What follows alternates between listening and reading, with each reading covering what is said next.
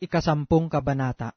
Sapagkat ang kautusan na may isang anino ng mabubuting bagay na darating, hindi ang tunay na larawan ng mga bagay, kailanpaman ay di maaaring magpasakdal sa mga nagsisilapit sa pamamagitan ng mga hain na laging inihahandog sa taon-taon.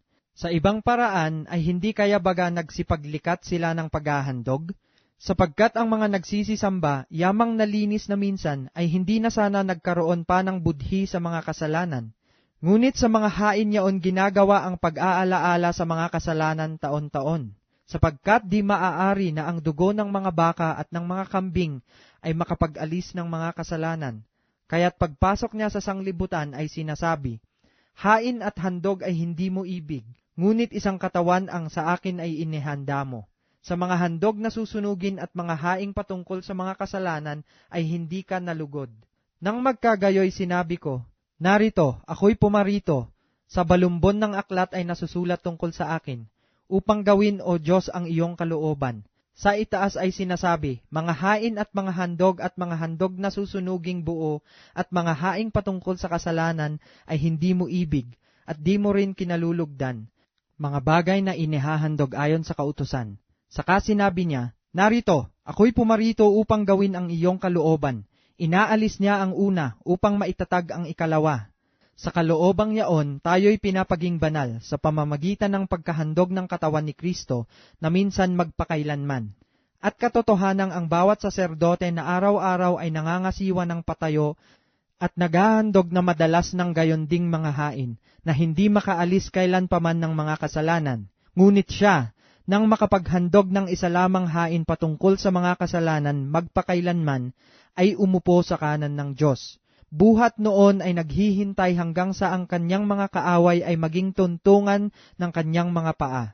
Sapagkat sa pamamagitan ng isang paghahandog ay kanyang pinasakdal magpakailanman ang mga pinapagiging banal. At ang Espiritu Santo ay nagbibigay patotoo rin naman sa atin. Sapagkat pagkasabi niya na ito ang tipang gagawin ko sa kanila pagkatapos ng mga araw na yaon, sabi ng Panginoon, ilalagay ko ang aking mga kautusan sa kanilang puso at isusulat ko rin naman sa kanilang pag-iisip.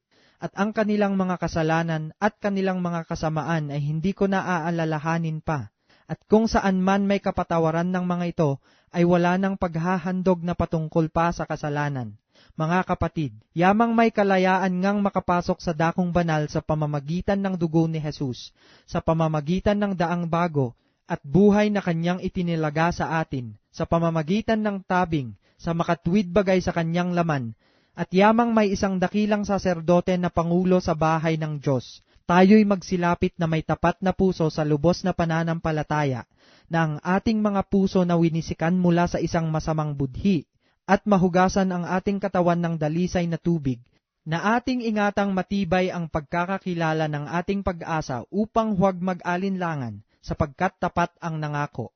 At tayo'y mga tinginan upang tayo'y mga udyok sa pag-iibigan at mabubuting gawa, na huwag nating pabayaan ang ating pagkakatipon, na gaya ng ugali ng iba, kundi mangag-aralan sa isa't isa, at lalo na kung inyong namamalas na nalalapit na ang araw. Sapagkat kung ating sinasadya ang pagkakasala, pagkatapos na ating matanggap ang pagkakakilala sa katotohanan, ay wala nang haing natitira pa tungkol sa mga kasalanan, kundi isang kakilakilabot na paghihintay sa paghuhukom, at isang kabangisan ng apoy na lalamon sa mga kaaway. Ang magpawalang halaga sa kautusan ni Moises sa patotoo ng 2 o 3 saksi ay mamamatay na walang awa. Kaano kayang higpit ng parusa sa akala ninyo ang ihahatol na nauukol doon sa yumurak sa anak ng Diyos, at umaring di banal sa dugo ng tipan na nagpabanal sa kanya, at umalipusta sa espiritu ng biyaya? Sapagkat ating nakikilala yaong nagsabi, akin ang paghihiganti, ako ang gaganti, at muli, huhukuman ng Panginoon ang kanyang bayan. Kakilakilabot na bagay ang mahulog sa mga kamay ng Diyos na buhay.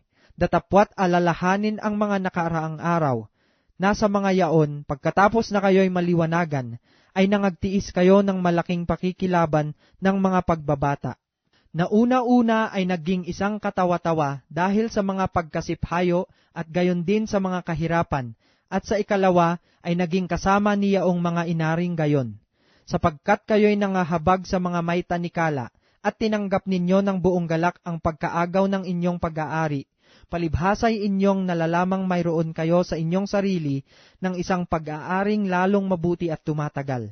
Huwag nga ninyong itakwil ang inyong pagkakatiwala na may dakilang gantimpala, sapagkat kayo'y nangangailangan ng pagtitiis, upang kung inyong magawa ang kalooban ng Diyos, ay magsitanggap kayo ng pangako, sapagkat sa madaling panahon, siyang pumaparito ay darating, at hindi magluluwat.